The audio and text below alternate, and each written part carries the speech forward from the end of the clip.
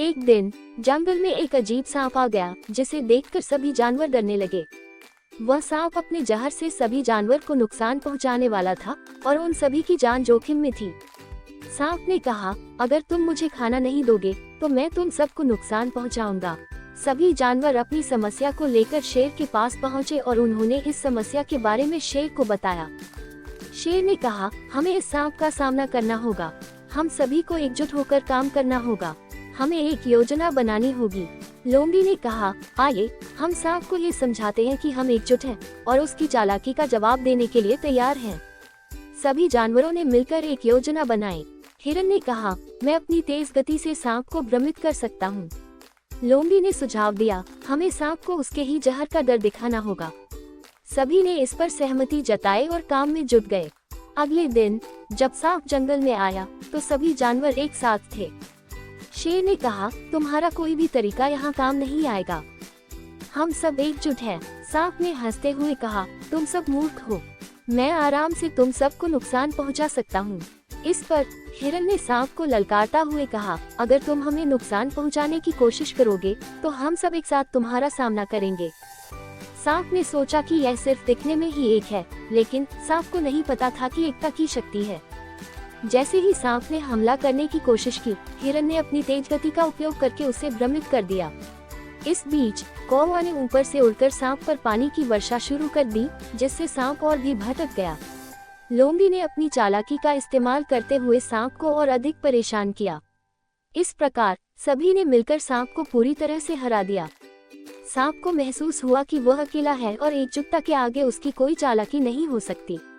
वह डरकर जंगल से भाग गया। सांप की हार के बाद जंगल में फिर से शांति और सुरक्षा लौट आई। सबने ने मिलकर सबसे पहले जश्न मनाया। शेर ने कहा, आज हमने ये साबित कर दिया कि एकता में ही शक्ति है। अब जंगल में सब कुछ सामान्य था। वे एक दूसरे के साथ मिलकर न केवल समस्या का सामना कर रहे थे, बल्कि एक दूसरे के साथ खुश और दुख में भी साथ थे। कुछ दिन बाद जंगल में एक बूढ़ा घोड़ा आया। वह बहुत ही थका और प्यासा था। रास्ते में उसे गिल्लू मिला। गिल्लू ने घोड़ा को देखकर कहा, आइए हम आपको पानी देते हैं। ऊंट ने कहा, धन्यवाद, लेकिन मैं यहाँ एक महत्वपूर्ण संदेश लेकर आया हूँ। घोड़ा ने बताया कि पास के गांव में एक बड़ा संकट आ गया है। गांव वाले पानी की कमी से परेशान हैं और उनके पास के जंगल के लोगों की मदद की जरूरत है। इससे सभी जानवर भयभीत हो गए। शेर ने कहा, हमें गांव वालों की मदद करनी चाहिए। ये हमारी जिम्मेदारी है। शेर ने कहा, हम सभी मिलकर गांव वालों की मदद करेंगे। हमें उन्हें दिखाना होगा कि हम एकजुट हैं और उनकी मदद के लिए तैयार हैं। सभी ने योजना बनाना शुरू कर दिया। हिरन ने कहा, मैं गांव वालों की समस्या समझूंगा। कौवा ने कहा, मैं देखूंगा कि गांव में क्या हो रहा है। लोमड़ी ने कहा, मैं गांव वालों से बात करके उनकी जरूरतें समझता हूँ।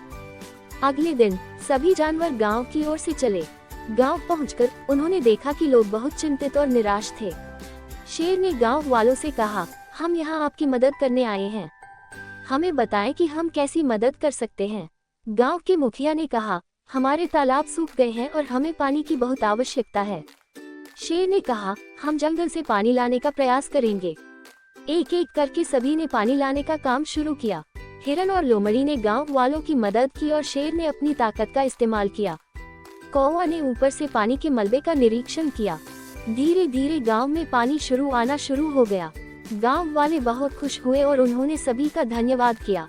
दोस्तों, इस कहानी से हमें ये शिक्षा मिलती है कि जीवन में एकता और सहयोग के द्वारा सब कुछ हासिल किया जा सकता है।